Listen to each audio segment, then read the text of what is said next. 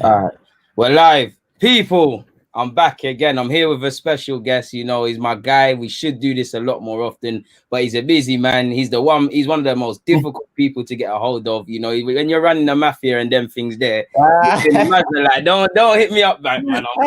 What's your excuse recently, then, fam? Recently, you've been hard to get as well, blood. I've been working, bro. Literally, I've been getting shaky, bro.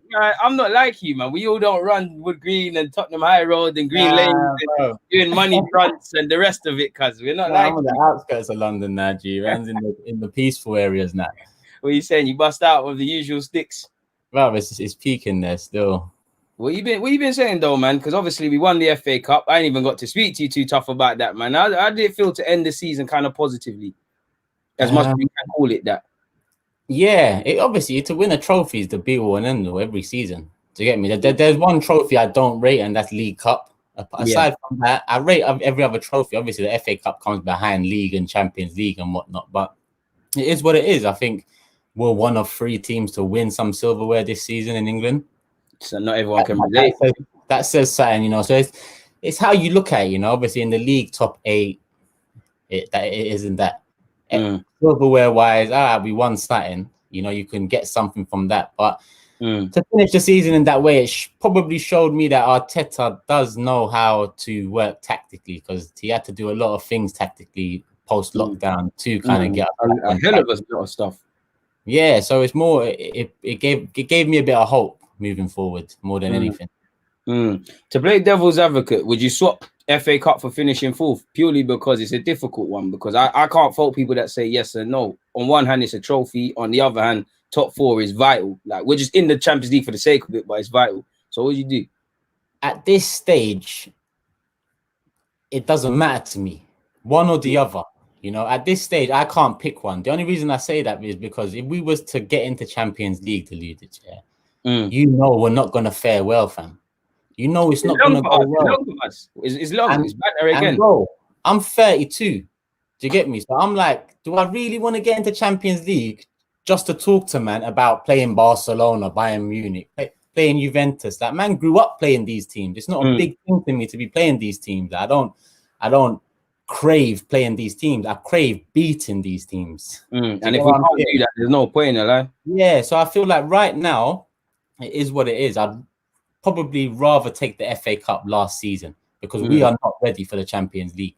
Look at United yesterday. Are they ready for the Champions League? Yeah. Tactically, in certain areas. Do you get what I'm saying? So it's like, for me, FA Cup now, but moving into next season, I'd rather top 4 and Champions League entry, because then you can start to build a better squad with better signings, and Arteta needs that. So for now, I'm happy with the FA Cup, and I can't compare. Do you get me? What do you think? Bro, I'm with you, bro. I take the FA Cup because at the end of the day, on a player's deathbed or when they retire, I'm not going to care that I finished 4th in 2020. Like, it's not going to be relevant. The only reason I can hear it is because of the financial stuff, all the stuff that really as fans we shouldn't be concerning ourselves with. But for me, an FA Cup's it's a trophy at the end of the day. I would, if we could finish a bit higher than 8th, it would be amazing. But we've got one little bit of positive. We beat 2 tough teams, in the last 2 games to win the FA Cup. It shows that, Arteta might be the right or wrong man for this long term, but he's shown if you trust the process, there's something there with him. And it's nice for me when you talk about Aubameyang potentially signing a new deal and these young players. I just want it to put, like, I don't even know how to put it, bro. Like, to spark some ambition. It's like, you've won the FA Cup. Imagine what it is to, the Champions League and the Prem. And like you said, we're a long way away from that. But I want to see consistency levels, and it means that much to you that you're playing like you want to be like that one day. Build. Did you get me? We failed to build over the last years. That we've won FA Cups, but failed to build on it. And that's my thing. In isolation, like you said, trust me, we look back on these years and we say, who won things? Okay, Arsenal won the FA Cup that year. No one's remembering who finished 2nd to 4th. 10 years down the line, it doesn't go down in the record books. Do you get what I'm saying? That's what I'm saying. History doesn't remember who finished 4th. It's like, these are things. It's funny how football works, because Wenger, for all his critics, people used to make running jokes about finishing 4th. Now these same fans, they're seeing what he was saying them times there about getting 4th. But at the end of the day, trophies are trophies, bro. You mentioned Arteta needs signings. He's obviously signed Willan. What's your thoughts on Willan as a player? How does he tie in for Arsenal? Where do you think he fits in? Bro, I'm hoping he fits in attacking midfield because that's the only position, in my opinion, he's going to be an upgrade in, or a position that I'd want him to hold down. I feel like playing him on the right, that's Pepe's position, regardless of You spent 7 million on Donny. Yeah, he has to play, start the season. He has to start the season on the right. How it fares over the season, obviously, it's up to him and how it works out, but he needs to start the season there. On the left now, it depends what happens with Laka. Obviously, Laka's been involved in rumours in Juventus and Atletico Madrid. And what do you think? Do you think there's any truth to Laka potentially leaving this summer?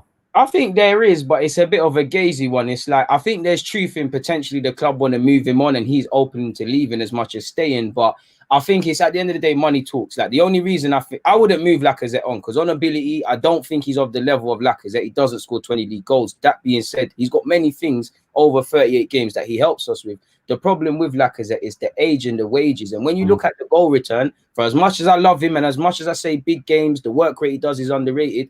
When you look at it isolating, are we getting a return in our 50 million? Like, is it worth renewing his deal with his age and how he plays? He wants to be one of the top earners. Like, he's not going to get what Aubameyang reportedly might, or Ozil, but he's going to want that. And when I look at it, does it make sense? Could we sell Lacazette? I'm not saying this, but sell Lacazette, and it's easier said than done, but bring in another winger, finding some sort of balance, potentially Aubameyang playing through the middle. That's what I wanted to ask you as well. Do you think Aubameyang left wing is here to stay, or do you think Arteta's going to pattern it and he goes up front next season?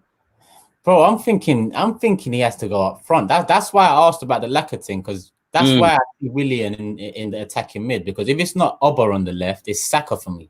He's next up at this club. He's the brightest academy prospect since Jack Wilshere. And he's playing. He's a legit option now.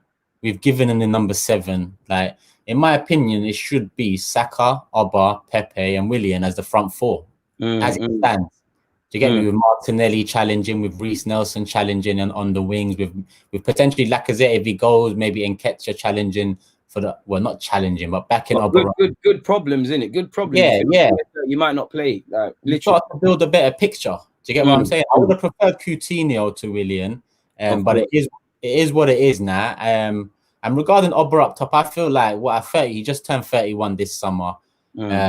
He's banged, whether he's played up front or on the left wing. He's banged for us. Do you get me? I just feel like there's a better balance, because as much as he's done well on the left, I feel like he's not a player that picks up the ball and runs at defenses. Runs that, man, and there's been time to see the line. Do you get me? And run through on goal. And that does work better from the left. So you might nullify that bit moving him up front, but you don't nullify his goals, because we've seen that he still bangs anyway up front. So maybe if you can put Saka, a left-footed left winger there, you got Pepe, left-footed right winger who can cut in. You've got that balance then, and you've got Oba up top, who's the leader, who's done well leading this team as well. I mean, 2 goals in a semi, 2 goals in a final. You got ask a man for more. Made up for the Europa about. Like, he's done his thing. Yeah. So he's doing his thing. So for me, that would be the front 4. Like, I don't know how you see it, because I've been a fan of Laka too. I'm like you. You know, it just hasn't worked out for him as much as I've. Like, this season, it's looking like he's the deadest. Like, this is the hardest. Like, this is the hardest I've seen Lacazette play in terms. It's been the hardest to watch Lacazette, because you saw the numbers were a bit mediocre. You could see, because we were speaking about after the Emirates, like, he looked upset. Like, he looked like he's questioning himself. And I can't remember who it was, but do you remember when he scored and he was going ballistic and all the play? It was a nice moment to play. Yeah. I remember. Like, that's the thing with Laka. I just feel when you talk about finances, probably it might be best to sell. But saying that, if Lacazette goes, I rate Eddie, but is Eddie gonna show that he can score goals to this level? And to be fair, when Eddie's not scoring, does he necessarily do enough? He presses well, he works well, but is it enough to kind of be in that sort of stature, like you're playing 38 games sort of thing, or you're touching the amount of games that Lacazette normally? Well, we've got to be realistic to do this, and the way I look at it now, is we are not challenging for a league for at least 3 years, right? To at least be 3 years. That means, in essence, we've got to think about replacing Oba now. Already, regardless of the contract, regardless. Yeah, so Eddie is not ready, and he will not be ready.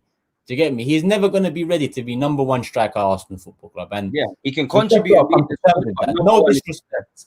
He's not Greenwood. It's not a Greenwood thing. It's not a Greenwood thing. It doesn't mean he's dead. He can be part of the squad, but unless a miracle happens, and I want to be wrong, but I just think Eddie can contribute. I don't think he can lead this thing. Similar to Lacazette, I don't think Lacazette has ever been our striker to lead this, because if he was, we wouldn't have bought Aubameyang. If Aubameyang was bought here first, do we buy Lacazette? Probably not. Like we really have a balance in the squad, man, and it's like, I don't know for Willian. It's like, let me go back to Willian quickly. Midfield, you know yourself, we need to improve defensively. We need combative and box to box, but equally going forward, attacking, breaking lines and dictating tempo and the rest of it is vital. With that being said, do you think Willian, like, let's just say, what, if Ceballos stays, Ceballos, Xhaka and Willian's likely to be the midfield three. Is that enough creativity for you? Or just the options of Willian as a 10 with Joe and Emil? Is that enough? I'll be vexed if we don't sign a central midfielder. Trust me. I'll be vexed. I can't even fathom us going in with Xhaka and Ceballos again. Because the only reason Xhaka and Ceballos done well at the end of the season is because we bypassed them through fullbacks. We went to 3 at the back, 2 wing backs. That's the reason it looked like they're doing better, because we're not relying on them as much. That's not a reason to say they've improved. They improved slightly in their job role, but they didn't improve in their productivity, did they? Do you get what I'm saying? We lack goals and assists. We lack goals. If it was me, Partey would be coming in, and I'd be bringing in Doucouré, and they probably both would start for this club. That's how mad it is. But at the same time, that's not realistic. So I'll probably bring in Partey. And for me, whoever he partners, it just depends on I think Partey could partner Torreira, he could partner Xhaka, and he could partner Ceballos. And it looks a bit more healthy in there. Do you know what I mean? It looks a bit more trustworthy. Right now, I don't trust them, man, in the middle. And it's for me, it's like you said something with Torreira and Partey. I want these options in the side. People don't understand 38 games. If we play City, we're not going to pass them off the park. So you slap in a Torreira, Partey, and fair play, Xhaka plays for whatever Xhaka brings to the table. We look a bit better. Equally, neither of them need to play, or we can go either one. I don't think we have enough options in midfield. Speaking of midfield, there's a question there for you, Turkish, man. What's your opinions on Aura of Lyon? And obviously, you've touched on Partey already. So, you know, Unknown probably understands that you rate Partey, so more so just Aura. Well, I think we're punching with that rumor, man. When some of these rumors I hear, I have to punching, laugh. innit? We're punching even before that performance. Dank Brownings in the rave. We ain't got the credentials. Plus, I know we've done it once with Pepe, because even with Pepe, I thought, we're punching, man. Someone else is gonna get him. Yeah, we got him. Innit? With after that performance the other day, it's just like, nah, it's not happening. Would I take him? I would take him all day of the week. Do you get me? We have been deprived. That's an Arsenal player. That's an Arsenal player. 100%. We've been deprived of exactly him over the last few years, you know, and he is what we had hoped Ramsey would become. But it just never happened. But it didn't, like you said, it just didn't happen. But how much do you think it's looking like for him? Probably like 50, 60, in it. And you ain't gonna spend 60 on that and Partey without Let me ask you something, and again, it is punching as well, but I just don't understand why he hasn't been linked. It's someone I would have taken last year, but I just thought last year it was even more punching than this. But for me, if I'm gonna pick an attacking midfielder that's gonna bring goals and timing into the box, it's gonna be Donny van de Beek. You know what? He probably have a shout for that, you know. His stock seems to have gone low, but I remember seeing rumors that he would join Madrid this year and he would join United. Obviously, we don't know that as fans. I wouldn't mind him. He's a competent baller. You like to think his stock's kind of fallen with COVID, potentially falling even more. I'd be on that. For me, my guy, I just want competent midfielders. That if whatever your midfield role is, can you do it and can you be consistent? Like, and are you confident to do it? That's all I want, bro. That's all I personally want. What from central midfield, they scored 5 from midfield, full stop, 5 goals all season, and it was one apiece, like one for Willan, one for Xhaka, one. This is dead, man. Joe Willock's probably our top goal scorer in midfield, and he's the one that looks more likely to score. And obviously, Joe is still raw. And personally, I don't think he's a 10. I don't think our midfield. I don't think they're bad. Like I think Xhaka's turned it around, Ceballos as well. But if I'm brave, if I'm really harsh, they don't really dictate the tempo of the games and relieve the pressure. You know, they're not going to drag. They're neither of the players that are going to get the ball from deep, dance past, man, and do the City stuff. You know, they don't bring goals and assists. And not everybody needs to do that. Xhaka isn't a man with that. But when I look at our midfield, I don't think we get enough. Like the balance isn't there. We're not on point defensively. We're not great offensively. So what do we do there? Like what? And Arteta was a man. Arteta was a midfielder, bro. So are you on Arteta even more because that was your role? That's your position. Like midfield, in theory, should be the one thing that is patterned. A better midfield could help our shit defense, for argument's sake. Yeah, 100%. And I think, like you said, Arteta's midfield, Arteta's Spanish on top of that. Arteta's worked with Pep, who in essence, Pep's always needed that anchor, that talent in the middle that can distribute either way. You know, it might not be the face sort of thing. 100%. So I'm hoping that in the next few weeks we are linked more and more to some names, because so far this window it's been, I wouldn't say the same old shit, but it's been bullshit like every window. It's different bullshit. In terms of Ozil coming out to say some bullshit about the club, in terms of Don Raul all of a sudden amicably parting ways. You got the 55 redundancies. You got bare negative news. So bare things irrelevant to the actual on-field stuff that we on need. top of that, you go and sign a Chelsea legend that's 32 on a 3-year contract on money that in reality, could go better places. I like Willan. For a young player that's shitter than Willan, but has resale value, like Eze of QPR, 50 million. Willian's probably better than him right now, but we get resale value with that one. It's like, I don't mind Willan, but it's like I don't see what we're trying to do with the philosophy in that. And you started the video with like, a lot of us fans shouldn't care about finances, and you are right. But the reason I care so much is because they haven't cared. They put us in a position where we are fucked financially, and man can't analyze Arsenal Football Club without talking about finances, because without talking about finances, you don't know the truth about Arsenal. Can't talk about why we can't do things. Yeah, bro. Like, man can talk about this signing and that signing, but all it like look that question there. I read it earlier and it's just been in my head. Would you rather Arteta be in complete control? My thing is, it doesn't matter if Alex Ferguson was in complete control right now. You can't rely on one thing to turn us around, fam. If he doesn't support the direction, if he doesn't fund the direction, if he doesn't move proactively instead of the reactive manner we've been moving, it doesn't matter who's here. It really doesn't matter. It don't matter who's here, bro. You see what?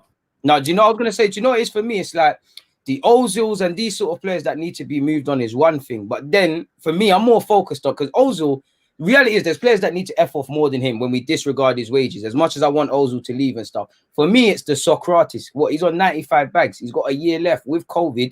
Why are you going to leave? Look how remember a couple months ago, he was saying, oh, yeah, if I can't play for Arsenal, I'm not on this bench team. I'm going elsewhere. Now his agent is saying, nah, he's staying here. So he said, you know what? I'm staying. I'm on 95 bags a week. I can't grab that nowhere else. So you've got players on big wages, bro. Kolasinac the same. 100k. Mustafi. This is Mustafi as well. You can't flog 300k on 3 players there. Do you get me? El Nene on probably like respectable 50, 60, which it's not the worst, but for a player like him, you shouldn't be in a bracket to command that. And when we've got shit players, at least you want to entice people to make a bid. They're not taking on Socrates' wages at 30.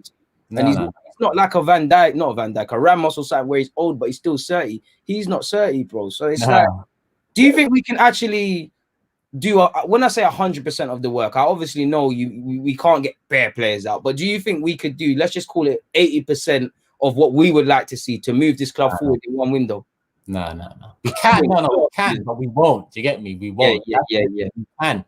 Trust me, if you look at Liverpool's squad when Klopp took over, there was one window where they changed about 10 first-team squad players. People like to get onto me saying, how can you change so much in a window? It's been done. Even Chelsea flipped around 8 or 9 in one window. It just takes time to adjust. It's like, if you want to do it, it can be done. It can be dangerous, but it can be done. And with us, how dangerous can it be when we're sitting in 8th position? 8th, bro. Worst we've been since I've been alive, literally in my 25 years, for scoring goals and the rest of it. It's like, how much worse can we get? Obviously, we can always drop, but it's like, can it get significantly worse now? Like, the best thing about all of these Raúls and Wenger and Glazides is leaving, for me, is because it shows one denominator, which is the owner, and it just shows that it's not just one thing. Like, it's not just a manager, it's not just a player, it's not just my man, it's collectively. And for me, the blame goes with Kroenke, because bare different men have changed, bare different men are going to manage, but the one variable is Kroenke. If he wanted to be a winner, man would start winning stuff. It was like, people look at me like I'm smoking crack when I say that. And sometimes I start believing them because of the way they twang it. But if he wanted to be a winner, we look at Roman Abramovich. They was on a joke thing. And Chelsea win because Roman wants to win. City win because their owners want to win. Liverpool win because their owners want to win. Do you get me? Maybe they've done it in different ways. Liverpool's owners wanted to win, so they were smart about it. Went for Klopp and gave him control and followed the spirit and direction that he brought in with him, and it worked. Do you know what I mean? So, but they followed the spirit. Will they follow Arteta's spirit now?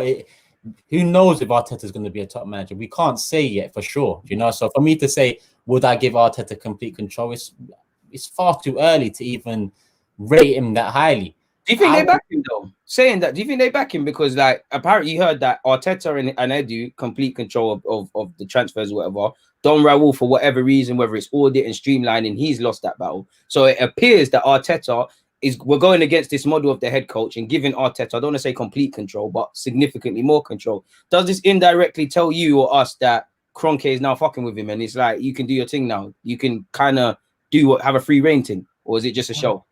Because he's done that before with Wenger, yeah, and he didn't support our greatest ever manager, a legend at the club, enough. I just don't have... We'll do the same here. I more so see it at the moment as Arteta, they're very happy with Arteta and they like Arteta a lot. Hence why they're releasing a bit more responsibility as time goes along. But at the same time, Arteta has said himself he needs to spend money. He needs to change his squad. He said it in the last press conference. No punches. He says, I need money. We need to sing from the same hymn sheet. It was back in January. He was begging for centre halves. That's the one thing I like about Arteta amongst everything. He's very fucking transparent with this. It's like he's not digging out, man, and throwing them under a bus, but he's not doing the Wenger thing where hiding people. Like one Wenger's gift and curse was he was on this no snitching thing. Like, I'll take all the blame. Yeah. Got time for that. Like he's not here for that. He loves the club and stuff, but he's clear on what he wants to do. And it's like you said, we don't know if he's going to be a successful failure. We don't know what he's good at or not. But for me, you need to back a man. Like, and I'm looking at it. Do you think Arteta has less excuses then? Because if he is allegedly getting more say over transfers and things like that, he's less crippled in theory. So I'm pretty sure you don't expect him to, to turn us into Liverpool next year. But do the excuses kind of get wound in a bit? Depends on this transfer window. This transfer window will say a lot to who I blame moving forward this season. If there is blame to give. If we have a successful transfer window and a successful... There's no need to analyze anything negatively. But if we don't, and then we have a similar season to as we've had, I can't lie to you. Right now, it's going to be 99.9% Kroenke I'm onto. I can't see any way that he's going to change that unless all of a sudden we was to fix defense, fix midfield, and fix the imbalance in attack, just like that. And it can be done so easily, but it's almost too easy for Arsenal. Me, I don't believe in that, bro. Like I think the only reason we return to being anything close to what the Arsenal growing up was is if Arteta can work a miracle. Somehow he gets the consistency, man start playing well, because we're not going to get significant transfers. Clearly, Kroenke he doesn't want to win. Like the only reason we've seen them more active is because we're losing bums on seats, revenue is being lost, and obviously the whole Emre thing. You couldn't not air that, He only cares when it starts hurting the pockets, and I don't know how much Arsenal can be hurting the pocket because people, myself, we're buying the new shirts, we're going to the Emirates. If one man don't go Emirates, 10 men are fighting for that one spot. So it's like, what can we actually do, if anything, to start a movement to move my man on or bring some changes? You're the guy for that. But it's like you're one man. People look at you like you can change it all.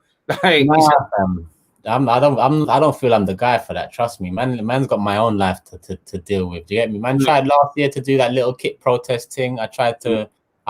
All I'm trying to do right now is open people's eyes and hope someone who's got the time and patience and the desire still to, because it's going to take a lot of effort to do what really is. Dedicate that. And it's like, look at Liverpool.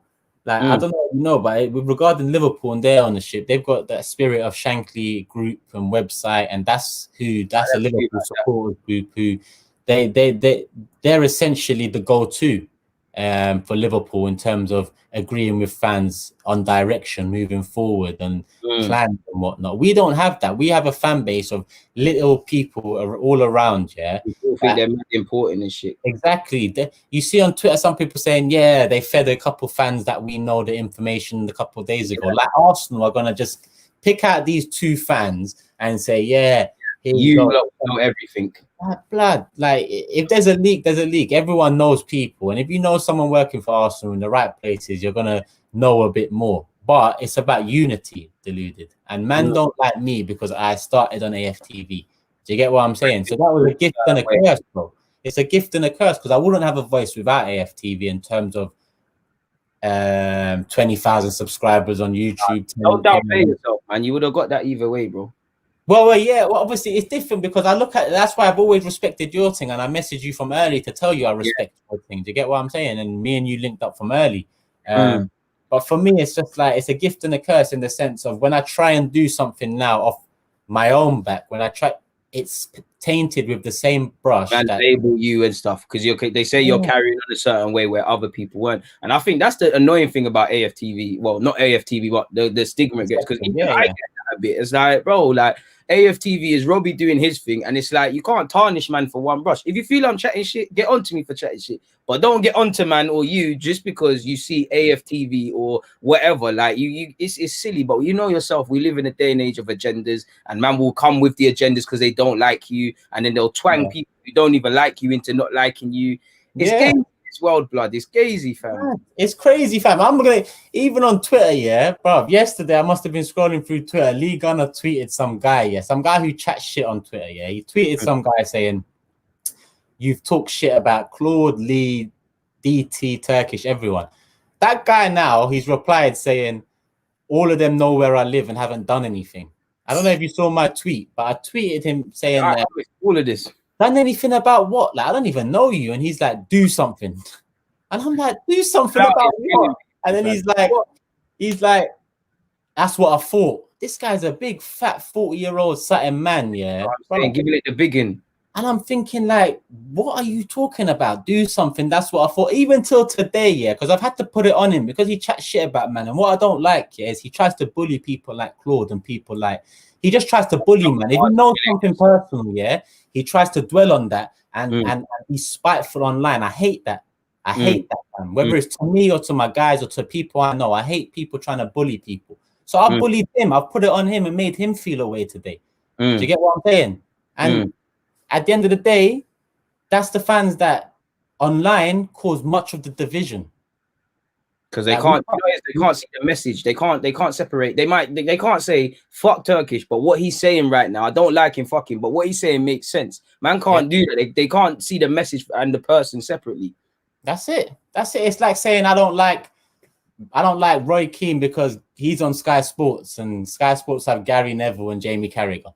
Like, what's that Jamie Carragher and Gary Neville got to do with Roy Keane? Do you get what I'm saying? I've had to put it on man at the stadium and them tell me, oh, you roll around with troops, you roll around with AFTV. What are you talking about, fam? Me and you have gone games deluded. This is what I'm saying. Like, I don't understand nothing. Like the fans are weird, bro. The fans are weird. Like even me, I ain't been on AFTV for a hot minute. I still get certain negativities. I get a lot of people saying I miss you, but I get a lot of negativity. And I'm like, if you don't like AFTV or any platform, whether it's yours or mine, like if I don't like something, I'm just gonna turn off from it. Like I'm just gonna switch it off. If you don't like something, why are you stood there preying? It don't make sense to man. Wasting your time in your life, watching things and listening to things and using your time on things that you don't like. It just doesn't make sense. But you see why they are so toxic, because of things like that. You know, they haven't got enough in their life. They haven't got enough happiness. That's why I always promote happiness. Do you get me? It's key.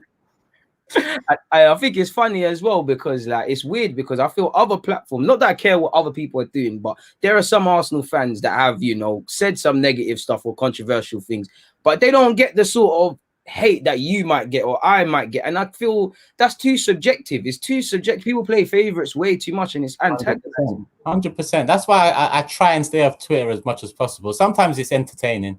Sometimes I get caught up in the dramas and whatnot. But more time, I'm off Twitter, man. Do you get me? The only reason I come on there sometimes is because I've got people that follow me on there. Do you get me? If I don't have them, I wouldn't give it. Twitter is one shit app.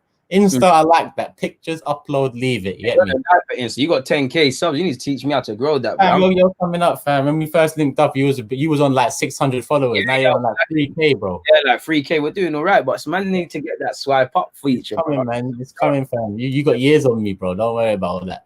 Not even, fam. But this question's been up here for a minute. I don't want to violate. Is it Kim or Kimmy? He said, do you think Arteta will play a back 3 or 4 to start the season, hypothetically, if we get Gabriel as well? What pairing do you go for? So, yeah.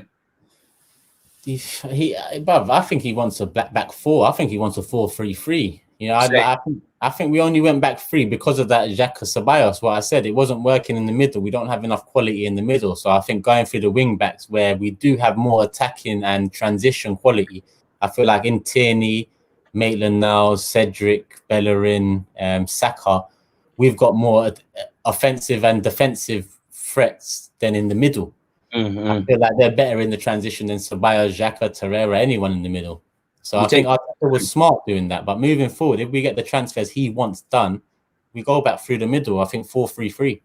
I'm with you. I think 4-3-3. I think he went. I want us to be able to play back 3 because obviously it makes us more unpredictable. And there's certain games we need that. What I don't want to see is back 3 when, with all due respect, if you're playing a team like I know they just about stayed up, but Villa, like there's no need for 3 at the back if they're going to sit anyways. I just feel he went with that because it's a short-term fix. We're a shambles defensively. We're shambles with 3 at the back anyways, but we looked a bit better.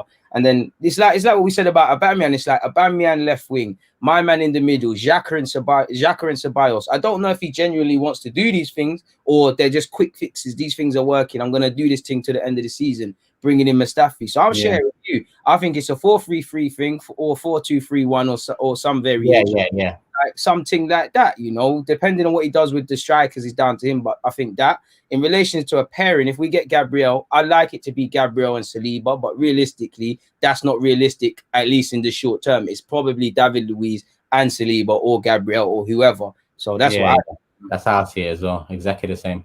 Like there's no other way to look at it. All right, let's get on to the keepers though, man. Leno and Martinez, chat to me, man. What are you feeling about both of them? Who's the number one for you? Is anyone better at anything? In order to keep both of them, you've got to tell Martinez he's going into the season number 1. Like any mistakes, Leno's on his neck.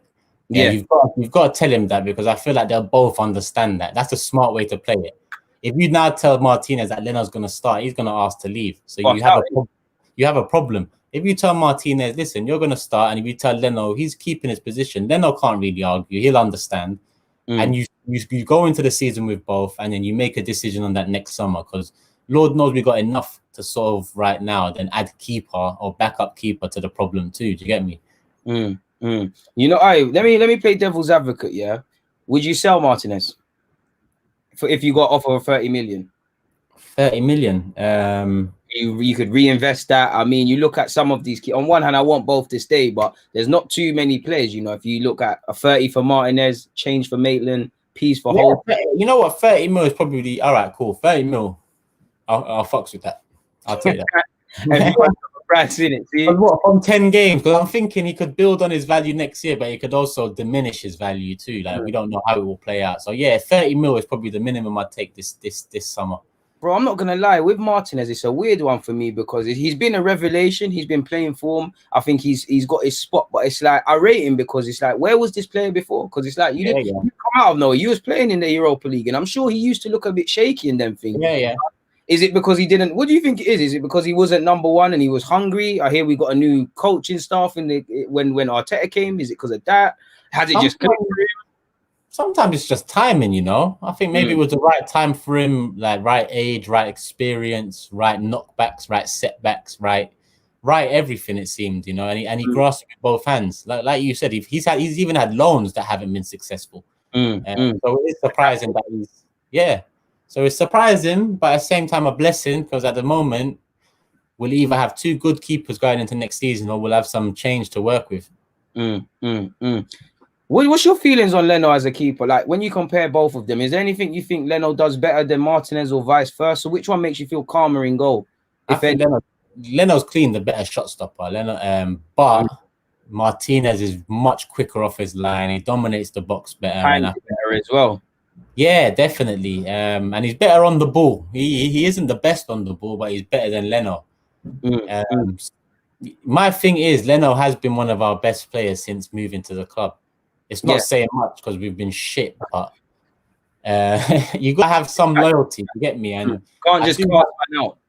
Yeah, man can't change the whole 25-man squad. So if I'm looking at players that have performed well over the last few years, Leno is definitely one of them. Martinez has posed an interesting question, but we just got to utilize it well as a club. We've just got to either make it work for us financially and get the best possible deal to help us. Because out of nowhere, literally an injury and 8 games, we might have 30, 40 million on our hands in Martinez, just like that. Let's make it a blessing. Let's make it a blessing if that is the route we're going to go, or we go into next season happily with Martinez number one and making that decision next summer. But you see what it is for me, yeah? I think we've got to give Martinez a new deal purely because he's contracted until 2022. We need to make a decision on him. Like I want to start protecting resale value or moving man on. I look at Everton. A couple Champions League clubs could probably do with Martinez. You know, De Gea's form, United could deal with him. Surely that's a 30 million. So it's like it's a techie one. But for me, I don't know. I think Leno is the better keeper, better shot stopper. But I feel calmer with Martinez, and I think that's because Martinez, for me, I don't know about you, is more the old school sort of keeper. He's less erratic. He's more calm in collecting the ball. That's my sort of keeper. I don't think his passing is on the level of Martinez, but I think he's more assured when he does it, and he sees things early. I think Leno takes too long sometimes. Balls over the top for Aubameyang that Martinez does. He sees it and he does it quickly. So I do think it's a tough one. But do you think? We can sit here and say, and it's a good issue for Arteta to have, but it's like when the season's getting going and the rumblings are going, and obviously there's going to be unhappy players. Does this, run a risk of becoming something? Because Martinez is saying, I don't want to go on the bench again. Leno might say, yo, listen, have you forgot what happened before I left? Well, God, like, do you think it's one of those things? Who would you sell if it came down to it as well? But my thing is, it's all good and well. Like, look, it's like a honeymoon period we've just had with Martinez, Yeah, everything right, Alain. And when I say I've said in one of my videos I'd sell Martinez if I had to pick. But then 3 days later in another video I said I kind of regret that because I might not. But now you ask me again, if you're looking at them 10 games and you say to me that is Martinez, then I'm selling Leno. But if we look at Martinez's years at this football club, failed loans and performances as backup, I'm going to say Leno. That's why it's so difficult. You get me? So if you force my hand, I'm saying it's a techie one still. I'm going to say Leno today. You see, that's another answer I'm going to give you. And I say Leno because something clicked that said, you know what, Martinez actually loves the club and we need players that love the club. Like some of the things he said post FA Cup victory and how much he's been working hard to win something at this club. And he's been working for this for years, cuz. Yeah, I rate that. I respect that. So that's a slight edge for me on top of already showing in just those 10 games that he might have more than Leno. You're right. You got a question, Turkish. Still, it's just moved. It's not that. Oh, there it is. Nah, man. Who knows if Arteta's the complete package? And I support Arteta because everything he said so far is real. I like what he said so far. But how can I say he's a complete package when in reality time will tell? It's been 2 minutes. It's been 2 minutes. Look, I'm going to use Villa Boas as an example. Early on in his managerial career, great managerial decision, tactically astute. He talked well, represented well. In the end, you look at Villa Boas as a manager that failed. We look back at he's a manager that failed. So Arteta hasn't even accomplished what Villa Boas did in his early years as a manager, and that's just one example. And this whole trust the process thing that Lou did, it makes me mad, fam. Man are just telling me trust the process. No reason, innit? Then what's the process? They don't know what the process is, fam. Do you get what I'm saying? I'm like, what are you talking? Trust the process. Oh, we signed Willan. I'm vexed. Trust the what process, fam? Because the process started when Kroenke took over this club. That's the process. I've only got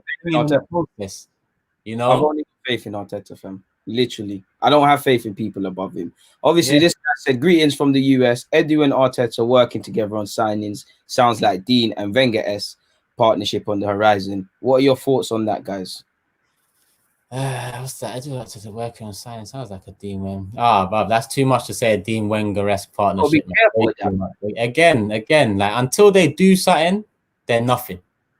That's my kind of motto moving forward. Until they do something, and that goes for players as well, they're nothing.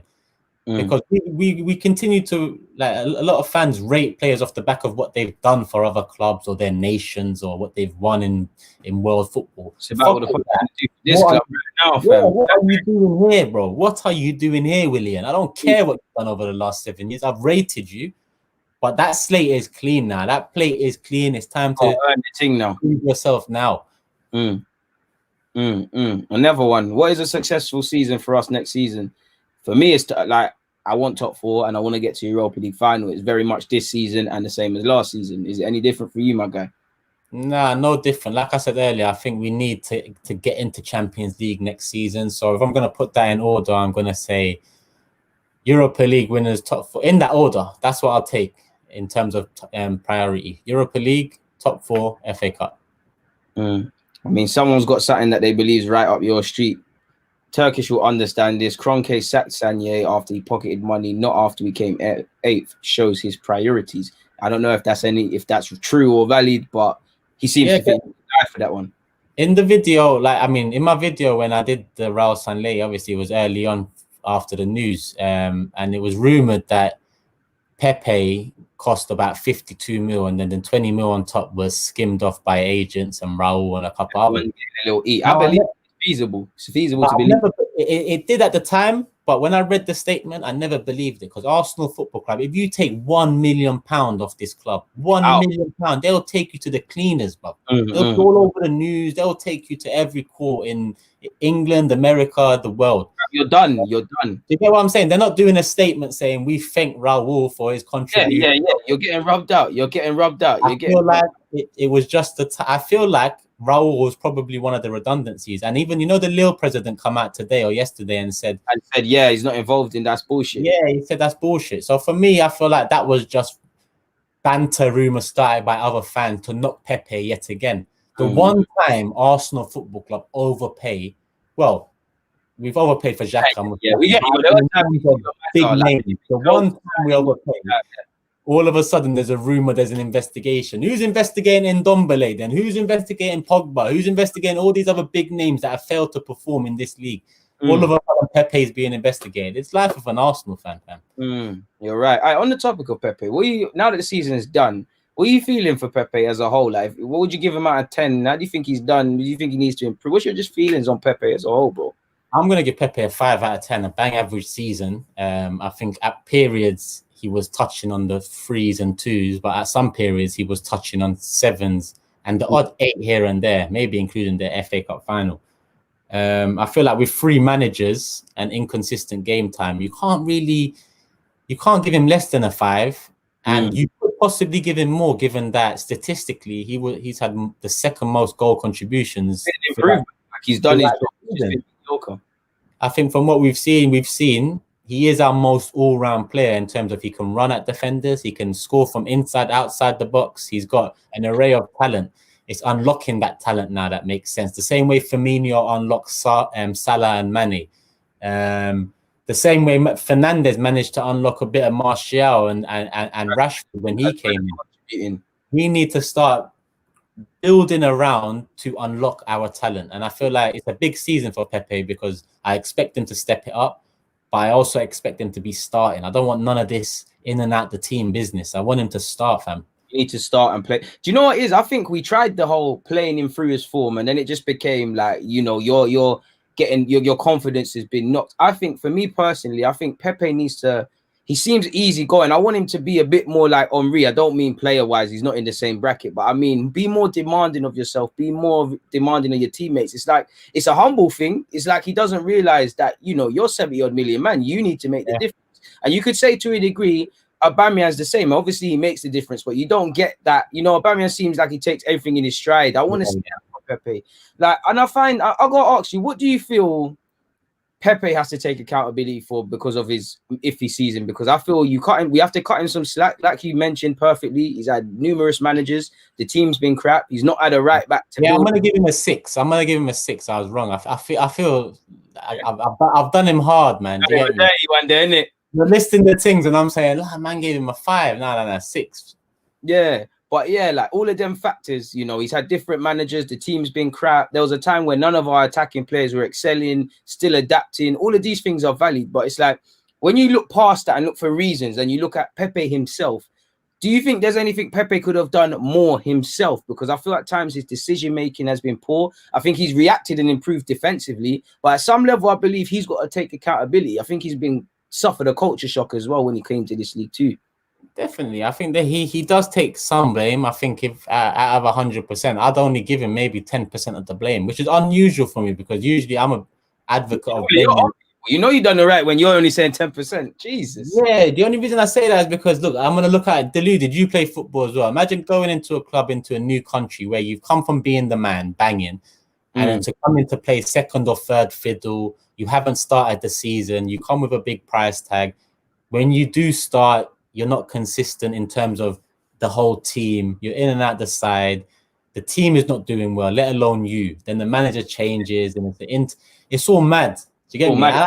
Fail, fam. Set up to it fail. Wasn't the best platform for him. The 10% I'll give him is just because, like you said, he might have made better decisions on the pitch here and there. Like he might have taken a shot or ran at a defender when he instead cut in and passed it backwards. So that's the 10% I'll give him. But other than that, I think he needs a better platform, like all these players do. Like not everyone's like Oba, who's elite. Oba's our only elite player where, regardless of team performance, he might still produce and still do his thing. It's like, do you think Pepe can only exclusively play on the right? Because I have heard some people say, you know what, let's try run him behind the striker. There was rumours with, you know, Lacazette missing, and I think Eddie's suspension that if need be, Pepe was going to go up front. I want him as an inside forward. I want him to be in that half space between the touchline and take people on. But he does look like he wants to be in central spaces and try and do that play. So is he necessarily the player we have him down to be, in that we finally got a winger, 1v1 demon sort of thing? I think you're right, bro. I think that's what we need. But the right back issue is an issue that hinders him as well. I mean, remember the front three I'd start with would be Oba up top. And the reason I said Saka on the left is because Saka is out and out left. He's going to stay on the byline. He's going to run out, cut back, cross the ball. So I need on the right. I agree with you. The half space in between, I'd love Pepe to be there.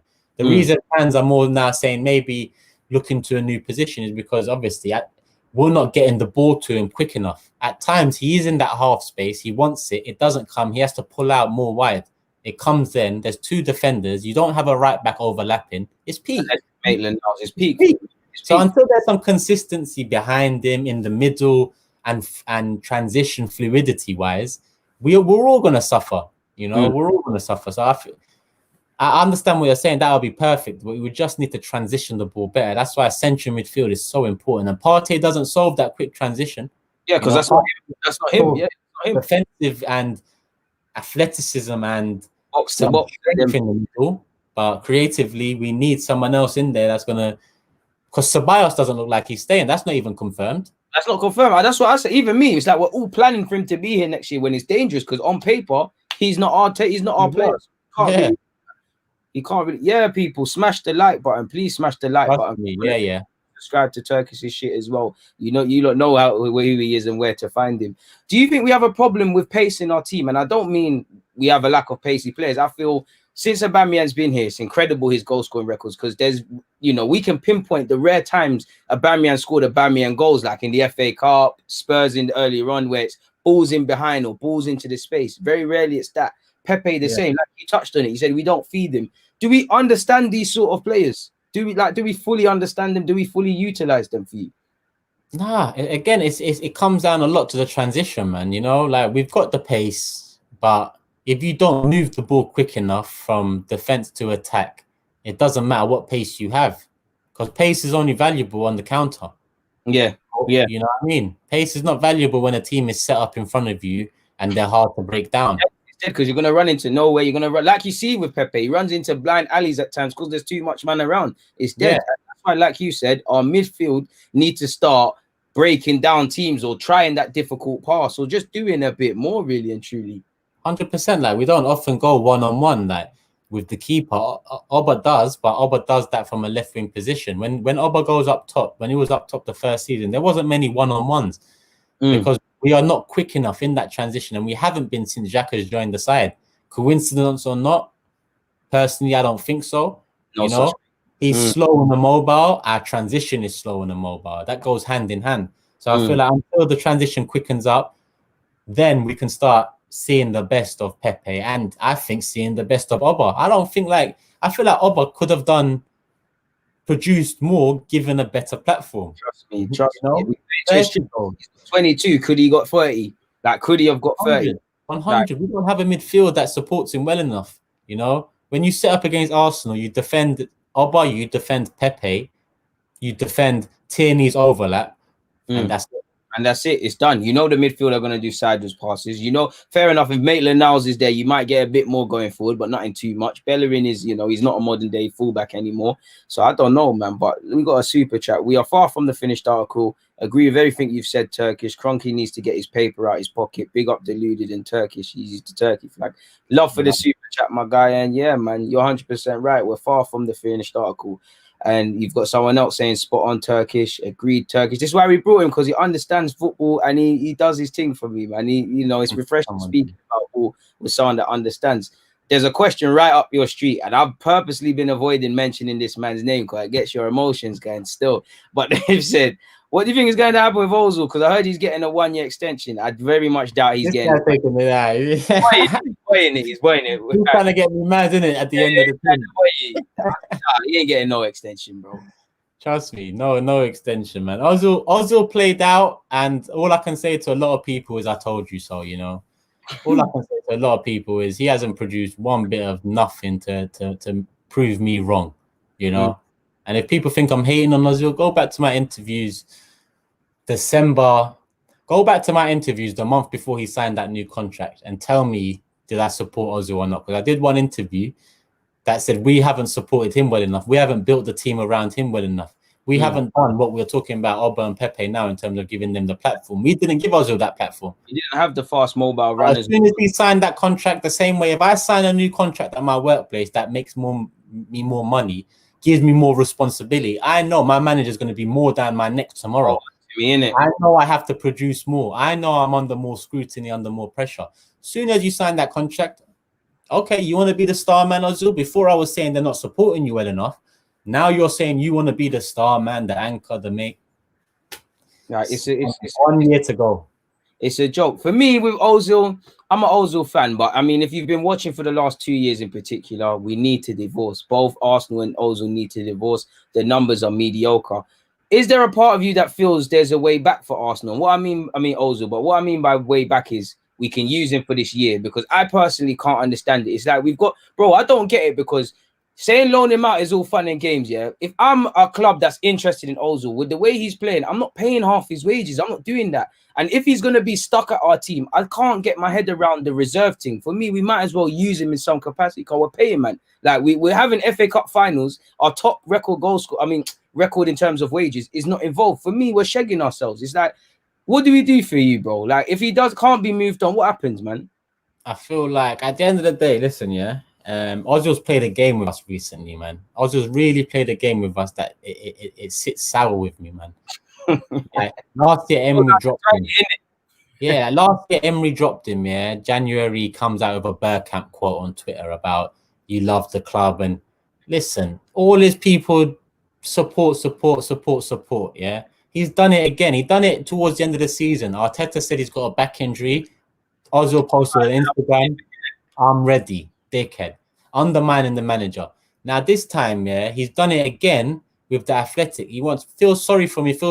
How about he does an interview talking about why he's been shit for 2 years? How about he does that interview and talks about why he hasn't produced since he signed the contract? Instead of saying me, for 2 years, people are trying to destroy me.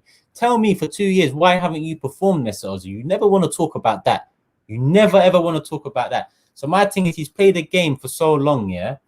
You can see all he wants now is money moving forward. Right or wrong, any man, any person needs to make money to support their people, you know? But when a millionaire turns around to me and says, I didn't take a pay cut because I've got a baby to feed at home and this and that. But do you think he was fair for that, bro? Do you think he was fully within the right to not take a wage cut? Because it's come out, he should have taken the pay. He should have taken the pay cut because it affected people all over. He should have taken the pay cut, same way the regular folk lost their jobs. Regular folk took pay cuts. Regular folk got taxed more now. Listen, everyone had to be affected in some way, shape, or form. For him to turn around and say he didn't take it because of his baby and stuff like this, yeah, he's chatting a bag of it, yeah. Looking at it now with the 55 redundancies, he's turned around and said, maybe I was right. Look at what's happened. Or maybe he was wrong. Maybe they got sacked because you didn't take the pay cut. Maybe 200 was going to get sacked if the team didn't get a pay cut. That now, whether that's right or wrong, that's a Kroenke issue.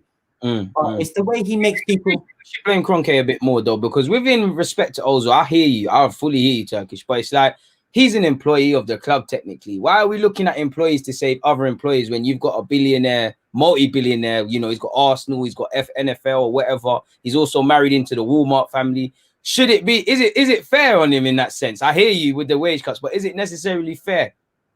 It's Corona wasn't fair to most of us, bro. Yeah. You know? Most of us. Do you think your workplace is going to turn to you and say deluded?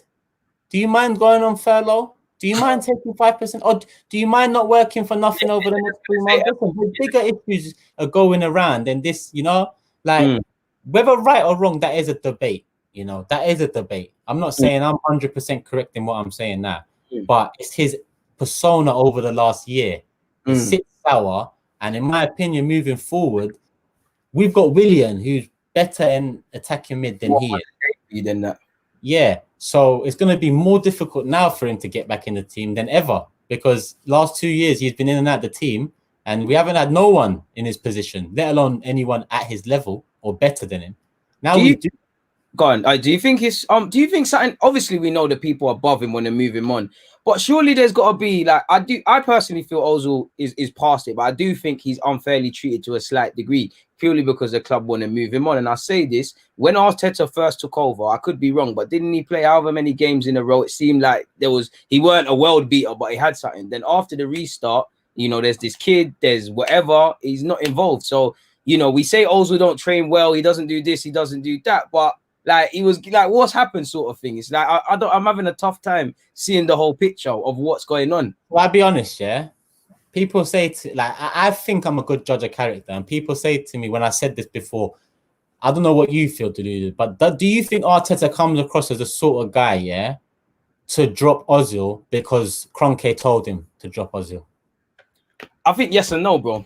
I think yes and no. I think I think Arteta will do things in his own back. If he wants to play you, he's playing you. If he wants you to fuck off. Because there's probably people that had, you know, didn't want anything to do with Guendouzi, but still want to stay. And he said, fuck off, fuck Guendouzi. I don't care if he be a star. He's not with my team. So I think to a degree, but I do feel similar to Emre, because Emre kind of did it. I do think there's an ear by the people above him to try and help Ozil go away from this club, because Emre clearly wanted to play Ozil, then had a bust up, and then obviously because of what the board has said, they wanted to move him on. So I do think there's an element of people above Arteta, maybe a word in his ear, or I think they've said to Arteta, yo, listen, yeah, I know Ozil was your former teammate and things, and we can't get a transfer fee, but if you want to get things going as a club, we've got to move him off. So help us by not playing him, sort of thing. I'm not saying Arteta's sinister. Like you said, I believe his character is to do what he feels. I personally feel it's Ozil stopped doing something in training, or something's happened, because you clearly were doing your thing in training, you was playing, now you're not, sort of thing. I personally think, you might be right. I'm not an inside man, I don't know. But I personally think, yeah, that Arteta took it personally. And I don't mean just the pay cut. I do mean the pay cut. I feel like if I'm a manager, yeah, and I'm asking the team to do something, and the news comes out and it's more negative news about Arsenal, it's another financial issue with Arsenal. In the midst of Corona, we was the team typically in the news about finances, pay cuts and whatnot because of Mesut Ozil, you know? And I feel like Arteta probably thought to himself, which is something I would have thought, like, come on, bro. Just, man are taking pay cuts. Take your pay cut like I took my pay cut. Let's just move forward in the next 6 months, yeah? And it was a delayed one at that. You know what I'm saying? That one is... But you might be right. I might be wrong, and Arteta might be a bit more vindictive and might actually drop him, but I feel like Arteta's played with Ozil. I feel like they've got more than just the manager. That's what I'm thinking. That's what I'm saying. Something must have happened, because it's like, that's your dog. I'm not saying you two are good friends, but you know, you two are teammates and stuff like that. And he said, in the way he still speaks of Ozil, the way he spoke about Ozil, it's like he's quality. There's always a space in my team. I think he's looked at it either as he's being forced, or he's saying, Ozil, you're violating, like you're taking a piss. I don't want to do this to you, but man's got to do this, innit? I've done it to Guendouzi, I've done it to him. You're not showing man what I want to see. Love for the super chat as well, my dude. Love G. That it's a weird one. Is there any, like, all right, cool, boom. Let's say this now. Regardless of me and you, we have slightly different views on this, but fundamentally we agree Ozil needs to be moved on, right? Boom. Ozil stays. There's no loans. There's none of this. He stays. What do we do with him? Like he's now there, bro. He's there. Yeah, we just put him in the under 23s. You'd be on that though. Surely we'd be wasting peas. Like surely just run your own. We're gonna waste it if he plays in first team. We're gonna waste it regardless. Whatever he does, yeah, we're gonna waste it. Unless maybe put him in hospitality, yeah, and let him serve the drinks and that. And maybe that's the best you'll get from him. Do you get me? But you ain't getting nothing from him in the first team, bro. Put him in the under 20. Even putting him with the under 23s, he'll probably rub off on other man, and his lack of heart, passion, determination will feed off onto youngsters. Instead, tell him, yeah, have a free year, man. Go home and play PS4, man. Don't worry. I think I think what confirmed it for me is the fact that him and Guendouzi were sanctioned to go on holiday. They were sanctioned before we played in the FA Cup. That tells me you're not here next year. Like you're not. Ozil, we know it's a techie one with the contract. Guendouzi, you're definitely gone. I actually want Matteo to stay. I don't know what's actually happened. Like Guendouzi as well. We ain't even spoke about him, man. Like his days appear numbered. You know what do you, for the last 2 years or so you've seen of him? What's your opinions on him and how it's happened and what is allegedly to happen? And do you think there's any way back?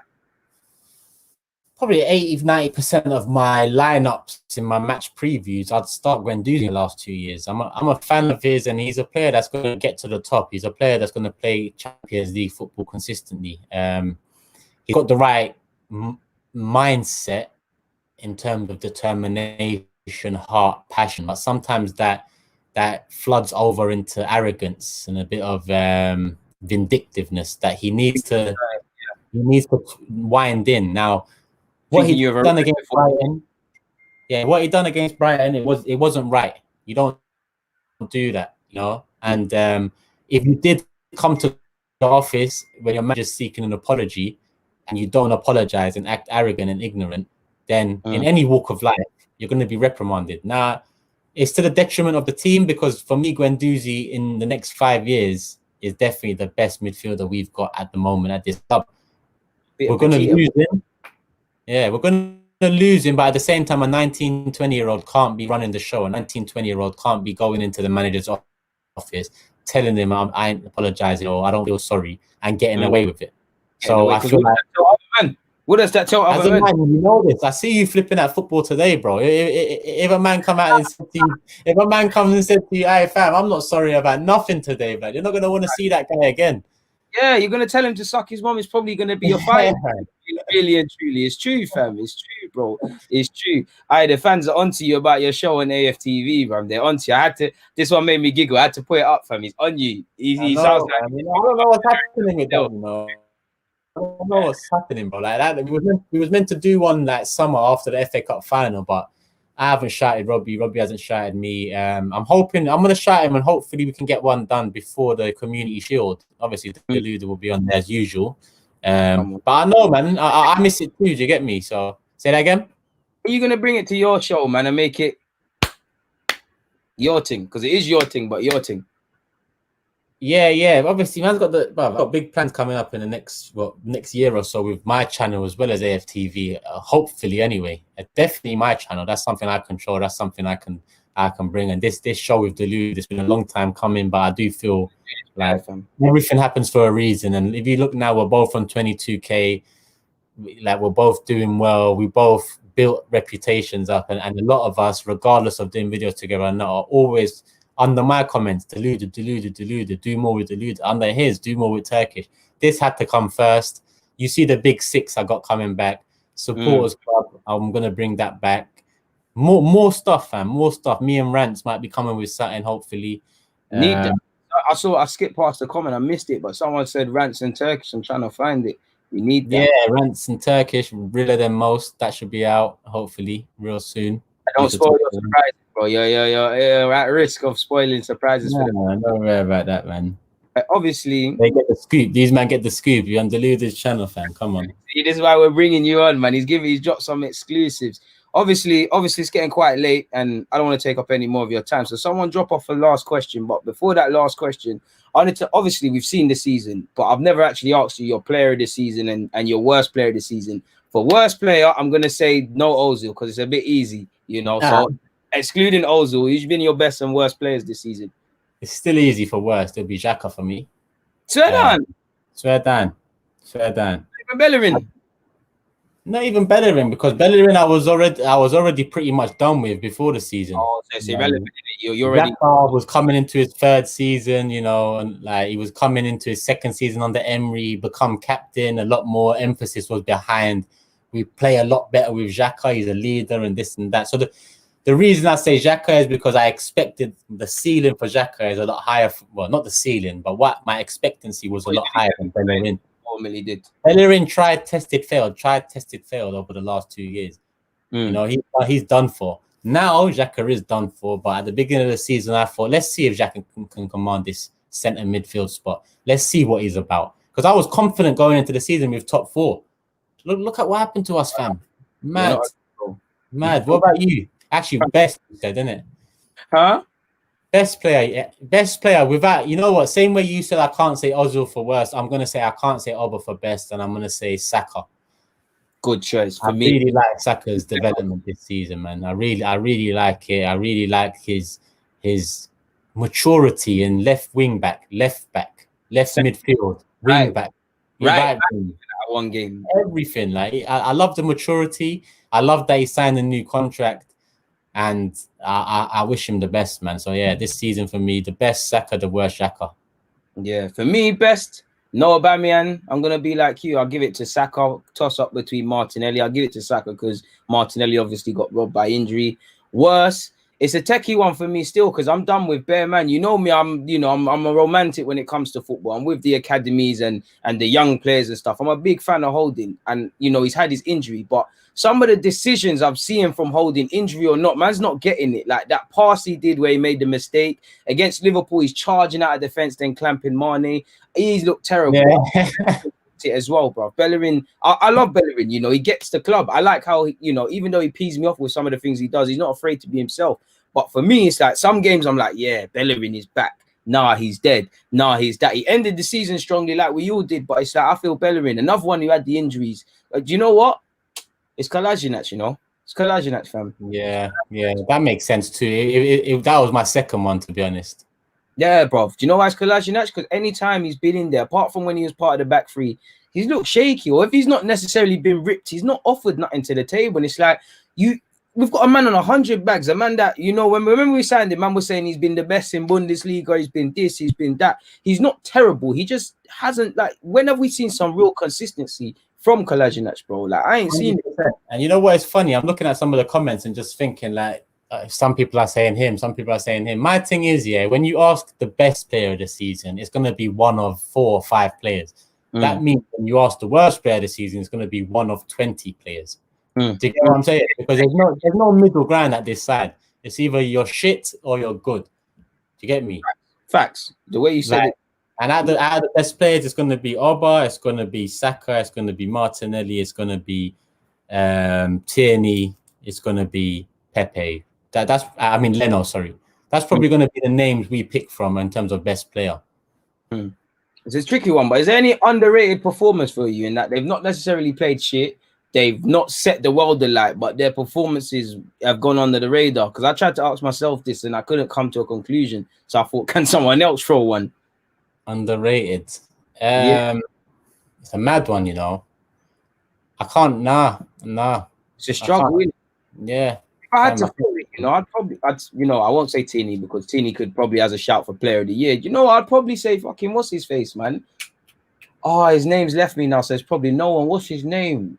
Eddie. Not because he set the world alight, just because I didn't have much expectations from you this season. I was looking at, you can't play for Leeds. How are you going to play here? And now he's shown me that, I won't go as far as to say he's a genuine first team option, but he's now got a role for himself in the squad. Like, we can use you to press teams. We can use your legs. And it's like, I didn't think that. And it's like, when I look at what I call the best of the rest, you know, Saka and Martinelli, them man there are not really youngsters. They're playing well. And I look at Nelson, Joe Willock and Eddie and Emil and all the best of the rest. Like I said, who's done the most certiest this year? You know, it's probably been Eddie. He's elevated himself, you know, very firmly. Joe's starting, but he's still on the cusp of things. Nelson is still on the cusp of things. So it's like, Emil went out on loan. Clearly, he's not ready right now, and he might be ready this season to come. But it's like, I might say Eddie, you know, like, not that, like I said, not that he's been amazing, but I might just say Eddie, bro. Lidge might just say Eddie. Huh? No, sorry, what are you saying? No, it's cool. Yeah. Someone just came to give Turkish a brown envelope. Yeah, underrated. I can't say Eddie because I feel he's overrated, fam. Swear. Yeah, I feel like he's overrated. I don't feel like he's ever going to be ready to lead the line at this club. So, man calling for his name to be starting towards the end of the season is crazy to me. Wasn't even starting to lead, and all of a sudden, huh? No, I'm saying Shan Blacks, that's a decent shout. I feel Chambers has been all right as well, but obviously the injury shagged him. But what did you say? Again, I feel like Chambers probably best of a bad bunch, like Louise has been at times this season. That's it. But that's what you can do. As Arsenal fans, we tend to rate players because they're better than the people around them. Then when you compare them to the teams around us, they are still the same shit that we thought they was. Sorry to burst your bubble. Turkish, he burst your bubble firmly. To be fair, based on that DP, you're looking kind of sweet. So yeah. People are watching this, so let me be easy. So it's Bants. Don't throw me with the cancel police and shit. But last question. Someone's come up with a super chat. I can't leave this out. Mustafi has to be in for most underrated this season. Bro, man. Don't pay and make this sort of a comment, my brother. I'm throwing that right to you, bro. Like, you handled that one, bro. Nah, bro. Look at the improvements, man. Nah, man. You know what? It's getting darker right now. I need to just if I go back, I can fade to black, and that's my answer. I don't know with that one, my guy. Like the signature. Like for me, why is it not coming up on the screen? Yeah, that's what I was thinking about. I don't know why it's not coming up on the screen, but bro, I get you with what you're saying with Mustafi, the signature, but it's nothing to do with that because Socrates had decent form this season, then lost it. Louise had decent form, then lost it. It's like I get that, Mustafi's definitely, in my eyes, put his reputation up. Because for me, like what Turkish was saying about Ozil, that was what I was on with Mustafi. Like you're one of them, man. No matter what you can do, you're not playing. So to see him Mustafi against Tottenham, huh? Remember Mustafi against Tottenham? This is it. Mustafi against Spurs. My man wants to say improve. There's no way, even if he improved for 3-4 games, that is always in him. Like it's always in Socrates, it's always in Louise, it's always in Bellerin. It's all a mistake, a lack of heart, desire, determination. It's always in one of these players I've just mentioned. So it can happen at any time. Anytime. And that's it. That's it. I think the bar is too low at our club. I do think we have to temper our expectations and judge man accordingly, and you said it perfectly with best of the rest. But at the same time, it's like man can't be calling things improvement all the time. Like Mustafi has had some sustained form. I won't go as far as to say improvement personally because I want to know if I'm getting this a year from now. And I ask anyone who does back Mustafi or back any of these men, can you bet your life savings that this level of performance is going to be there next year? And if you say you can, you're lying because that means you want to be homeless and broke. Right? But it's not the case, fam. Only Aubameyang, maybe Martinez and Leno are the only Saka as well because he's certified. Are the only man you can look at and say with certainty, I think I'm going to get something from you, like because they've shown it. Like I don't know the rest, fam. I don't know. I agree. And that's putting it nicely, bro. That's why I left it to you because. I'm trying to put it. Fam. I've been smiling on this show, fam. That's why I like working with you, fam, because you actually make man smile and laugh and that. These man don't see that on AFTV. It's always shit on there, bro. You're ranting and cronking out and Ozil this and bro. You're a very serious guy. I don't know. Like talking with the man, them is calm, a bit more laid back. And I'm talking to the people, and it's stern. It's like, blood, listen to man, fam. This hurts. You're mad serious and shit all the time, fam. No. Okay, it's been great though, man. We'll let them know when are we trying to do this again? Because we're heading over to Turkish's channel. We're just gonna do this alternative thing. My channel, his channel, my channel. Yeah. What are you saying? Monday, so we'll do Thursday. What are you saying? Thursday, 6 p.m. calm? Yeah, that's calm. We'll run that, man. We'll run Thursday, that. 6 p.m. My channel, the next episode, people. Obviously, if you've watched this episode, hit the like and do all of that stuff. Like, share, subscribe. And them. Trust me, Instagram, Deluded Guna. Was it 04 on Instagram as well, like? Yeah. Everything. Yeah, LDN, everything. But yeah, you're going to see much more from us anyway. So less of that and more of this. Literally, fam. Literally. And on that note, we're out, people. We're soon back, but we're out. Love.